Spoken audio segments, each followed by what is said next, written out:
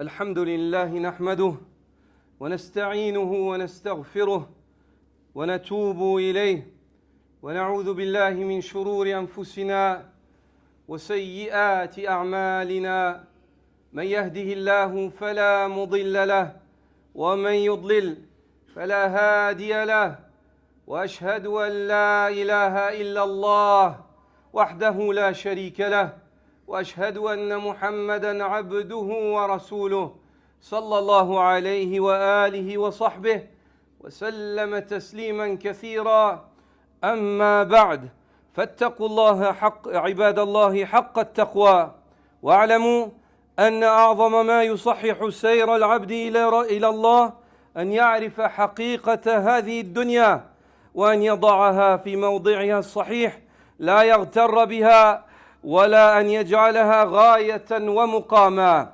Aux serviteurs d'Allah, je vous enjoins ainsi que mon âme pécheresse à la crainte d'Allah subhanahu wa ta'ala comme il doit être craint.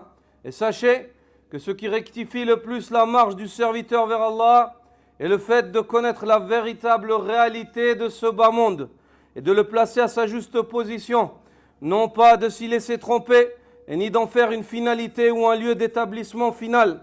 عباد الله هذه الدنيا ليست دار جزاء ولا موضع حصاد ولكنها دار زرع وبذار فمن أحسن الزرع وأخلص النية وأتقن العمل حصد يوم القيامة ما تقر به عينه قال الله تعالى فمن كان يريد حرث الآخرة نزد له في حرثه ومن كان يريد حرث الدنيا نؤته منها وما له في الآخرة من نصيب فسمى جل شأنه العمل في الدنيا حرثا وجعل الزيادة والثمرة في الآخرة فدل ذلك على أن العاقل لا يزرع إلا لا يحصد ولا يترك زرعه فاسدا ينتظر ثمرا طيبا ويقول الله عز وجل من كان يريد العاجلة عجلنا له فيها ما نشاء لمن نريد ثم جعلنا له جهنم يصلاها مذموما مدحورا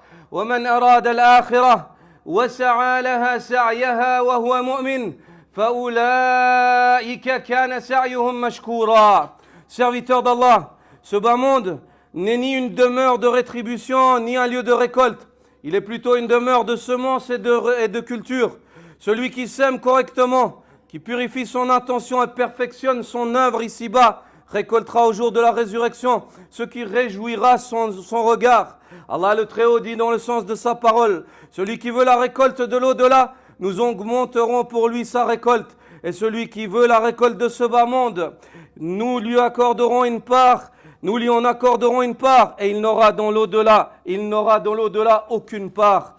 Allah a donc nommé l'œuvre accomplie dans ce bas monde une culture, et il a placé l'augmentation et le fruit dans l'au-delà. Cela signifie clairement que l'homme raisonnable ne sème que pour récolter et qu'il ne laisse pas sa culture se corrompre tout en espérant une bonne récolte. L'homme raisonnable, pourquoi est-ce qu'il sème? Pour récolter.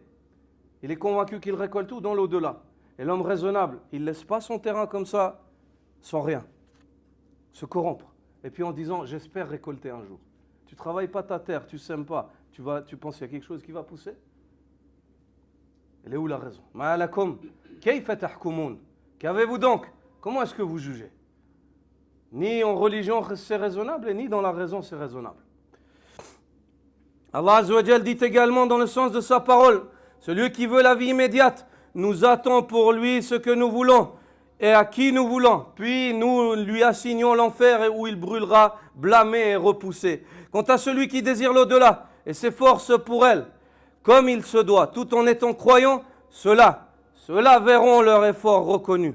وقال النبي صلى الله عليه وسلم الكيس من دان نفسه وعمل لما بعد الموت والعاجز من اتبع نفسه هواها وتمنى على الله فسمى رسول الله صلى الله عليه وسلم العمل للآخرة كياسة وعقلا وسمى من أضاع الزرع وانتظر الحصاد عجزا وغرورا. Et le prophète sallallahu alayhi wa sallam dit, l'homme avisé est celui qui se remet lui-même en question constamment et œuvre pour ce qui vient après la mort, Quant à l'homme incapable, c'est celui qui suit ses passions et nourrit de vains espoirs en Allah. Il fait que désobéir. Puis il dit Allah Karim. Allah pardonne. Pourtant, lui, il ne veut pas chercher le pardon. Il est sa'ir. Il se dirige vers la fournaise par ses actes. Et il dit quoi? Allah Karim. Allah pardonne. Allah Karim, la shak. Ghafour Rahim wa shadidul iqab. Allah Azzawajal, pardonneur, miséricordieux, mais très dur en châtiment aussi. Il est très dur en châtiment aussi.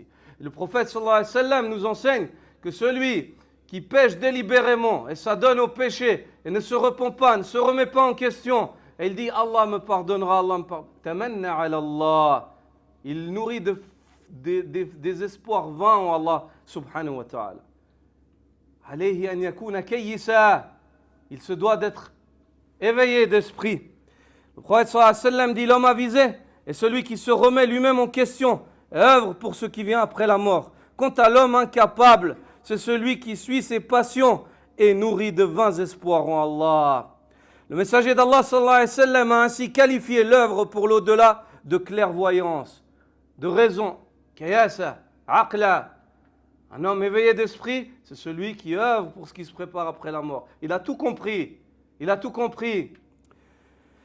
Et il a qualifié celui qui gaspille la semence ici-bas, c'est-à-dire il ne fait rien de son dunya, tout en attendant la récolte,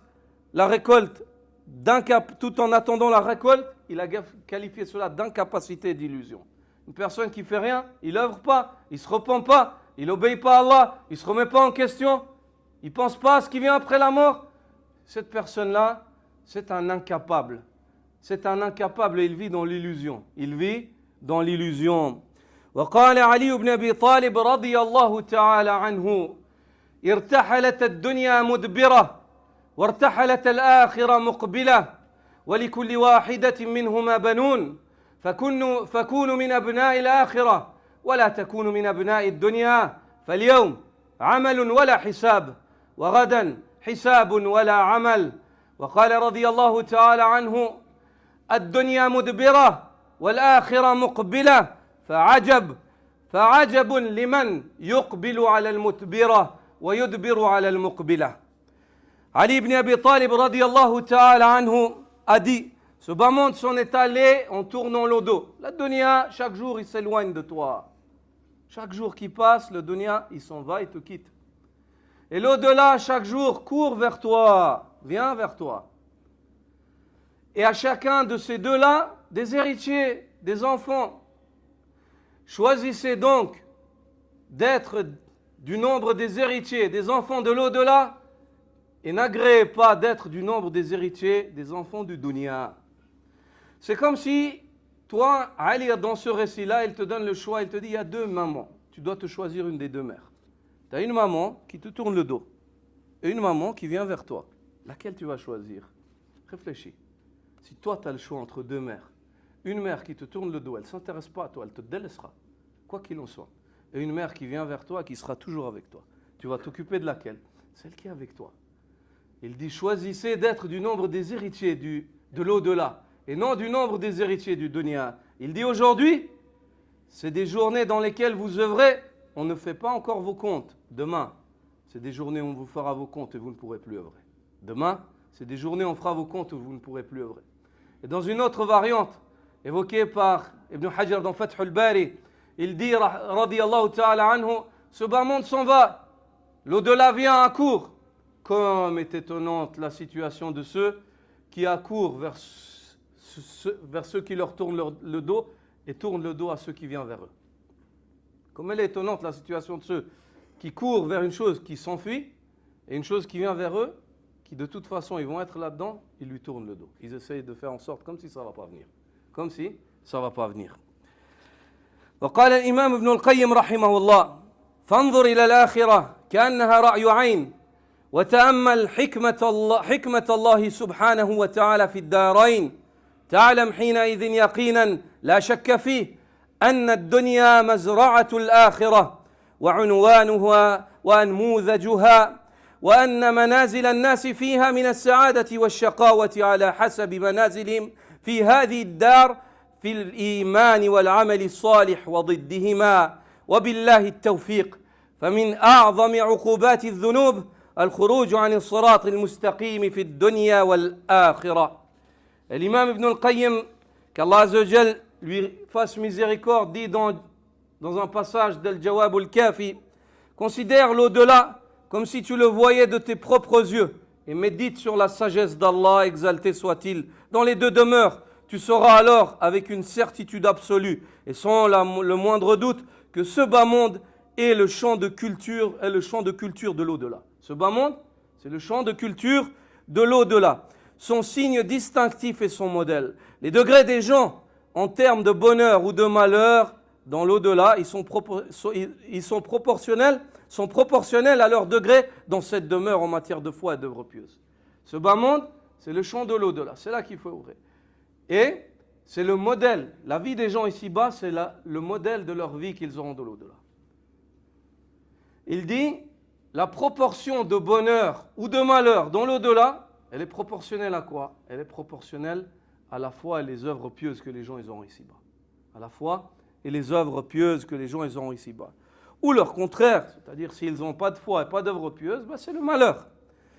Et la réussite ne vient que d'Allah. Parmi les plus grandes sanctions des péchés figure le fait de sortir du droit chemin ici-bas et dans l'au-delà. Parmi les plus grandes sanctions par lesquelles l'homme est sanctionné ici-bas d'une manière hâtive pour ses péchés, c'est le fait qu'Allah Azza wa Jal l'écarte de la bonne voie. فَلَمَّا زَاغُوا أَزَاغَ اللَّهُ قُلُوبَهُمْ. Lorsqu'ils se sont inclinés, sont sortis de la voie, Allah a fait dévier leur cœur. Allah Azza wa Jal a fait dévier leur cœur. أيها المؤمنون اعلموا أن الخواتيم موارث السوابق وأن النهاية ثمرة البداية فأصلحوا حالكم تصلحوا مستقبلكم واثبتوا واصبروا وصابروا حتى يأتيكم اليقين. Vous croyants, sachez que la fin n'est en réalité que l'héritage de son début et que l'issue est le fruit du commencement. Rectifiez donc votre situation présente afin de voir votre avenir se rectifier. Restez ferme, faites preuve de patience et de persévérance jusqu'à ce que vous parvienne la certitude, la mort qui sera quant à elle la porte d'entrée vers le jour dernier et l'éternité. أقول قولي هذا وأستغفر الله لي ولكم ولسائر المسلمين من كل ذنب وخطيئة فاستغفروه يغفر لكم.